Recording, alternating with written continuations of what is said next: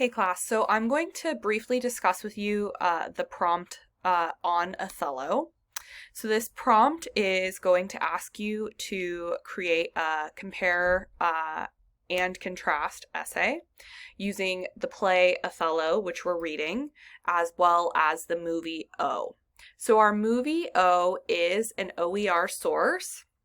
However, the subtitles on that OER source are not in English, and so if you need another option, as of right now, HBO Max does show O with obviously the best subtitles, and you can just use a free trial to get access to it and then just take really clear notes as you are watching it to make sure that you have quotes to kind of pull from.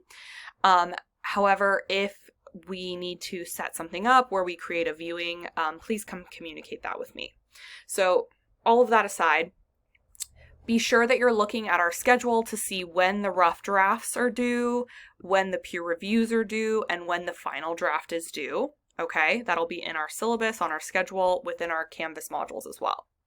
But for this essay, we will be reading and discussing various elements about Othello, the Moor of Venice, right? And during these next few weeks, we're going to kind of look at the historical influences regarding the play.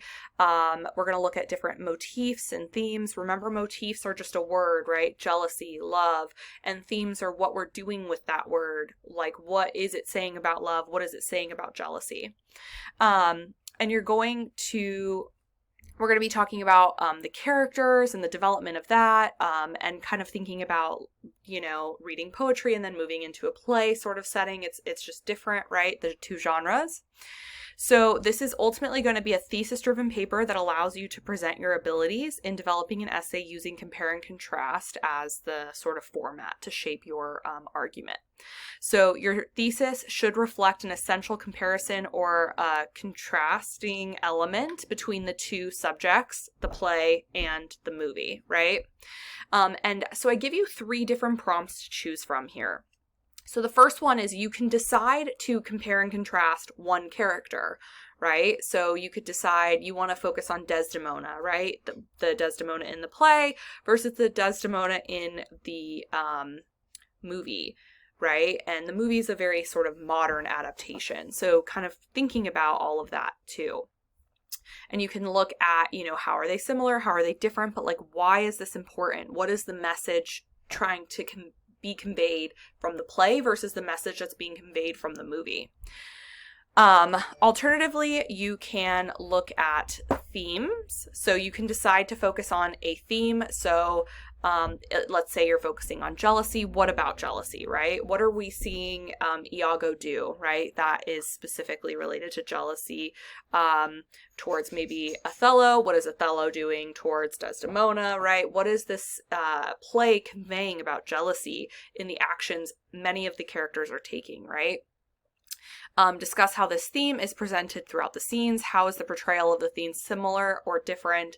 And why are these similarities or differences significant, right? This is the piece where the analysis comes in, right? That how or why. So never just saying, oh, this is the fact, right? This is my interpretation. But like, where are we seeing that in the text? How do we see that being presented, right? The third option is focusing on historical context. So consider the time and plot and setting in which Othello is, being set. It was in the 1600s, right? So during that period of time, what was going on socially, politically, to kind of connect with the play. We will have a lot of discussions about that leading up to us actually writing this essay. So hopefully it'll be a little bit easier to kind of come up with some ideas as we go. And then how are these being presented in O, which is portrayed in the 2000s, early 2000s in a high school setting, right? So incredibly different social and political sort of implications around both of these texts. They're both portraying, very different things while still using the same general storyline and kind of sticking with that plot. So kind of just thinking about like, why is this important? What was the director versus Shakespeare kind of portraying as a result of that, right? So, key things to make sure we do well on this essay. You're going to provide an enticing and relevant title. So something other than, essay 1, 2, 3, right? We want something a little bit more creative. Provide a clear and informative introduction. So I want you to introduce both Othello and the movie, since we're going to talk about both primary texts in this essay, right? You want to present a clear thesis that makes it very obvious which of these 3 prompts you are choosing, okay? I want to make sure that it's very obvious which one we're focusing on, and you don't want to be hopping back and forth. You want to stay very focused to it. If you ever feel concerned about your thesis being focused enough, you can always send me your intro and thesis, and I can give you feedback on it individually. So we want to make sure we have that claim and rationale, right?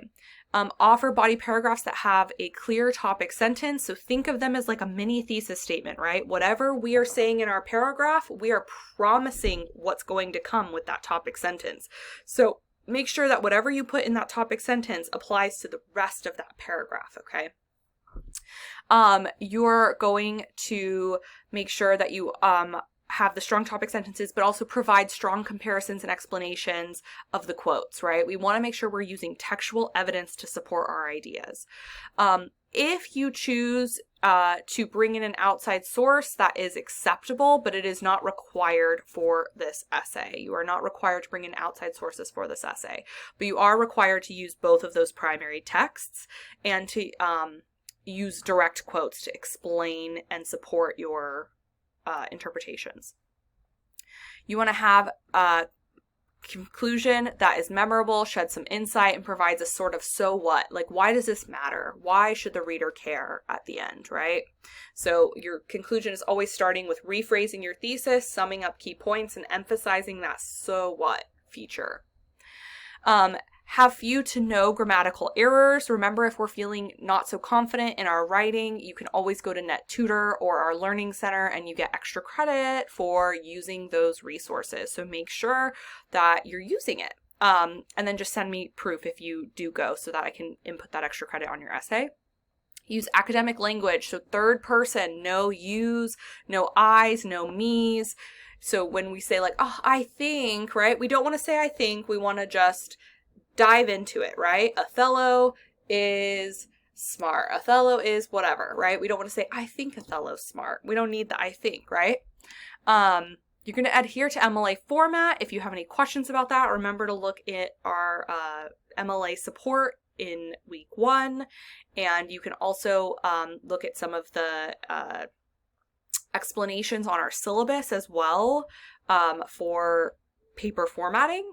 And then you are going to have 1,300 to 1,600 words. So kind of keep it right in that sweet spot of the 1,300 to 1,600.